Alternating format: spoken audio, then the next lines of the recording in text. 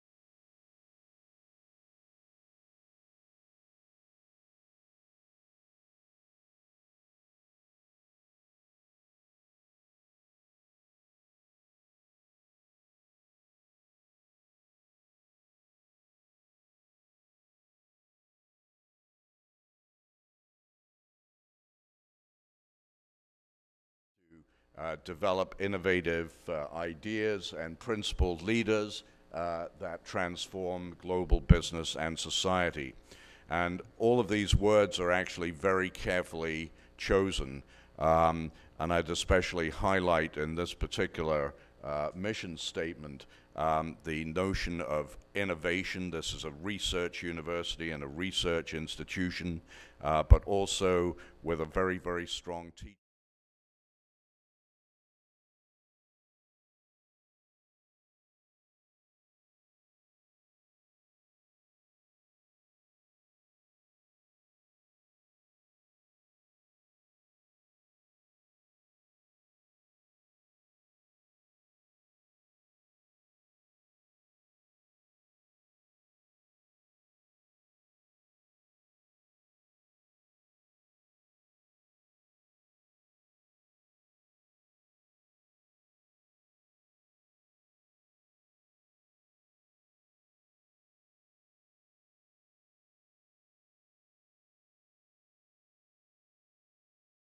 For your information, the University of Miami's roadmap for the next century. The University of Miami is not yet 100 years old. It will be 100 years old in a couple of years, and we've developed a roadmap for the next century at the university level under the leadership of President Julio Frank, the former health minister of Mexico, who is our president at the University of Miami.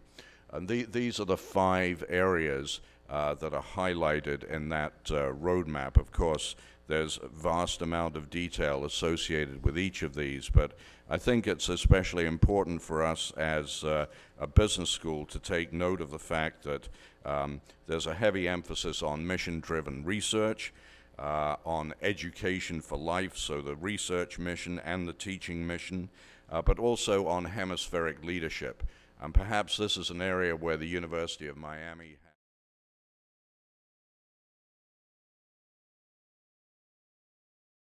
fulfilled its potential and promise to be a major force for thought leadership in the hemisphere. And that is something that we're taking very seriously at the business school in alignment with the objectives of the president. We also have important objectives around our health system and making sure that's world-class, as well as, of course, constantly improving our administrative efficiency and effectiveness. Now, it may be of interest to you that we, with a group of faculty,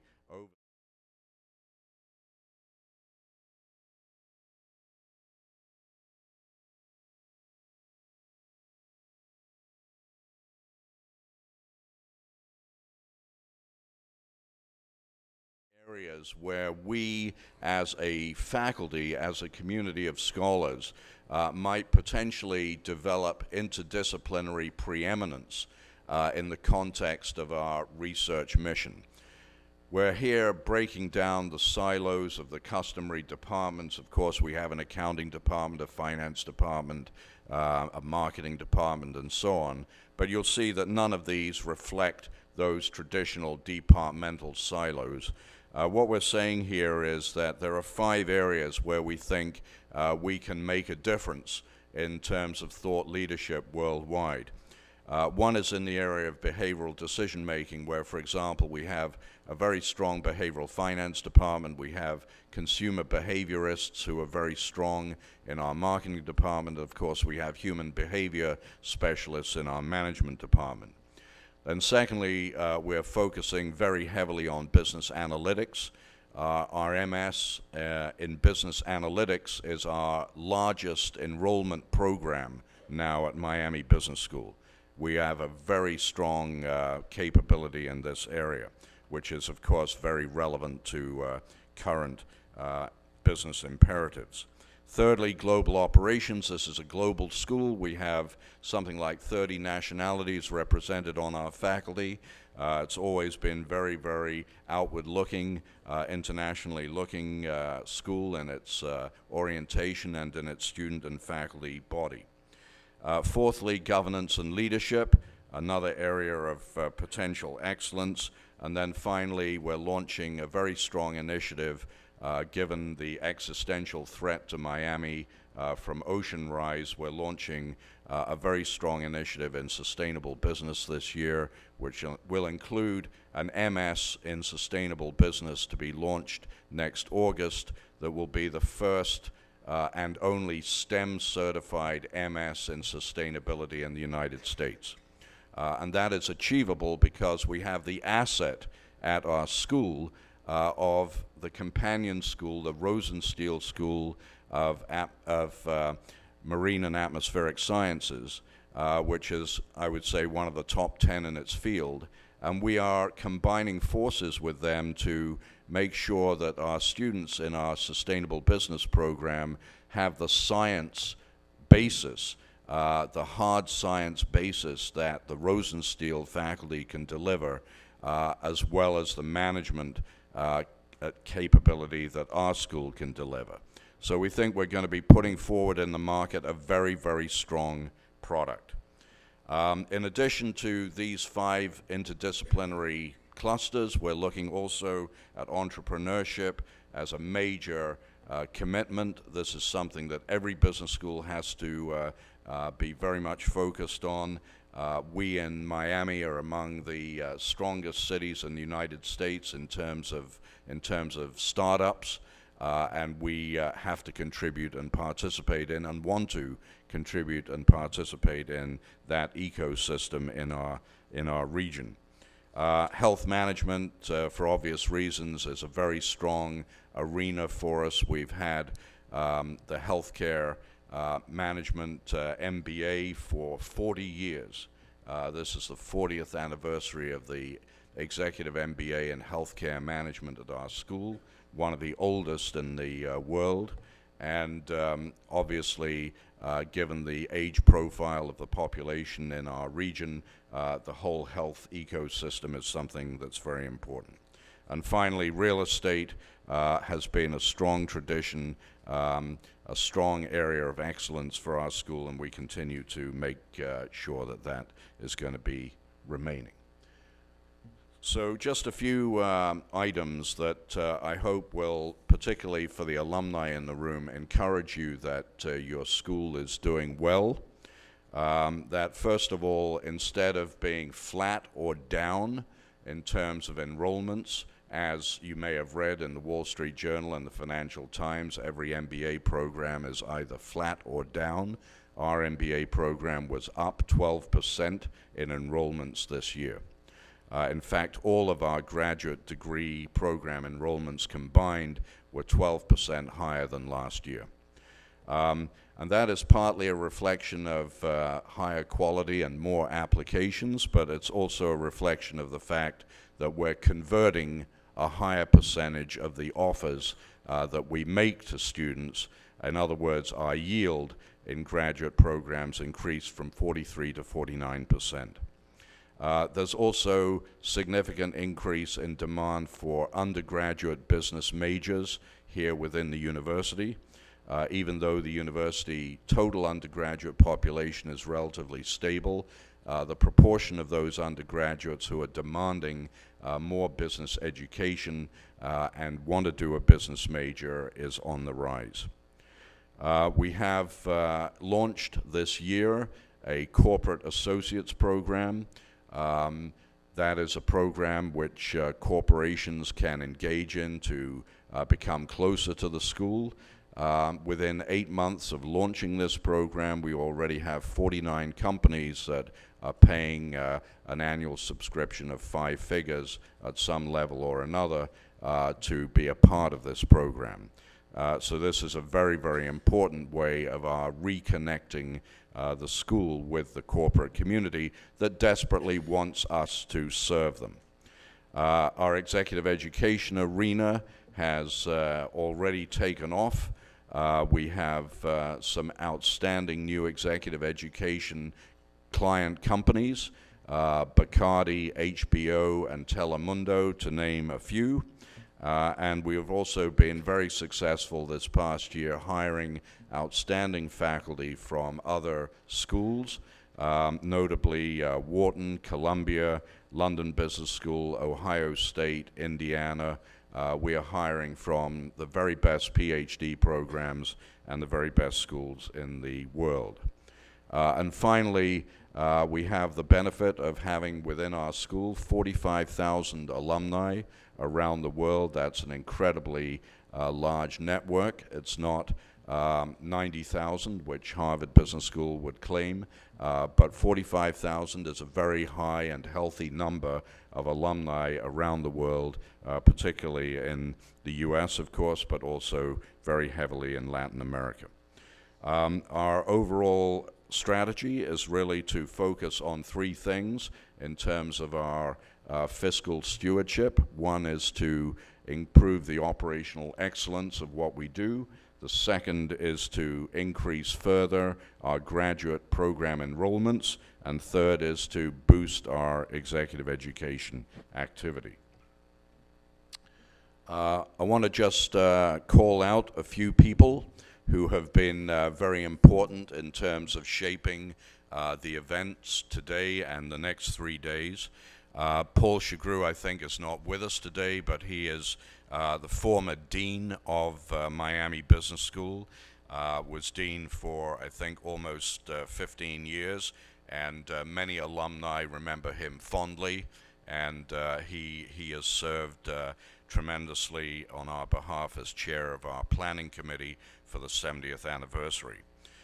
Secondly, many of you will know, and all of you will have already met or seen Blanca. Please stand up, Blanca. Blanca and her team have just been tremendous in organizing the arrangements for this event and the logistics. We also have Roni Shear here, who is with us. She is Director of Alumni and Corporate Engagement, and over the next 3 days, we're going to have, I think, almost 600 alumni coming back for one or more of the 4 events that we have planned, and that's really a tremendous testimony to our alumni relations department. Finally, I just want to acknowledge the 2 gentlemen, colleagues of mine, who have been the planners for this particular day and who have secured the wonderful lineup of speakers whom we're going to enjoy. Henrik Cronquist, who is the Vice Dean for Faculty and Research, and Professor Manuel Santos, who is our Distinguished Professor of Economics. So there are many, many other people who are going to be hopefully not feeling left out, but feeling acknowledged, at least by virtue of the fact that these folks have been recognized. We have a great team of people here, and any opportunity you have to thank all of our staff members for their work, please do so. So just to summarize, we're celebrating here the 70th anniversary of the full-time MBA program, the 40th anniversary of the Executive MBA in Healthcare, the 20th MBA in Espanol anniversary.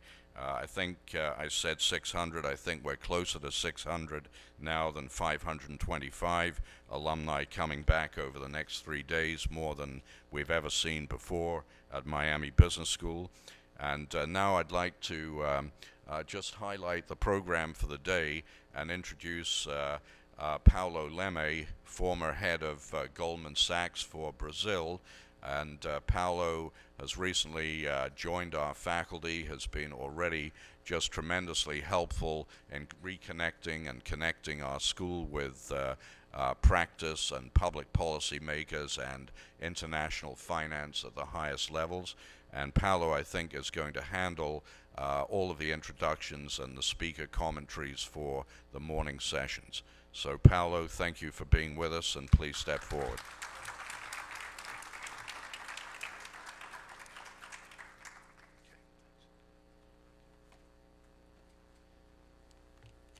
Ladies and gentlemen, good morning. It's a pleasure to be here with you today.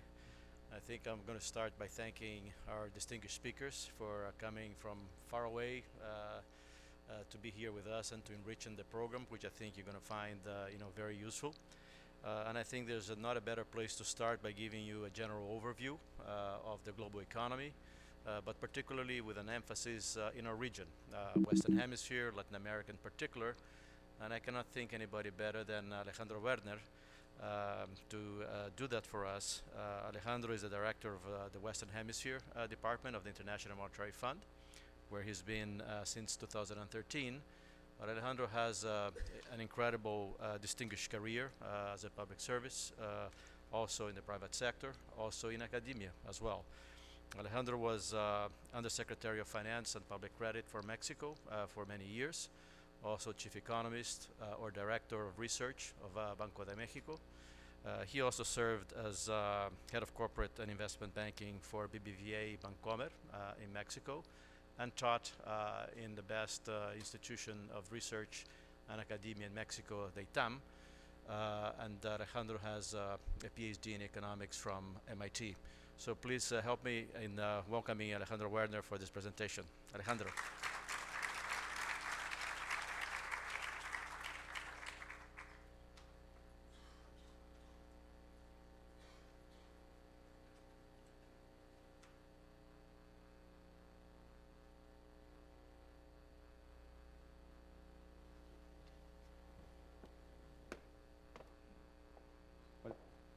Thank you very much, Pablo, for that kind introduction, and thanks to Paulo and Manuel for the invitation to be here in Miami and presenting a little bit the economic outlook that we have for Latin America at the IMF. I mean, these numbers were updated and presented in our annual meetings that took place less than a month ago in Bali, in Indonesia. So I will go first over a little bit the global outlook to move very, very quickly to Latin America and the Caribbean, then talk a little bit about the risks that this economic recovery is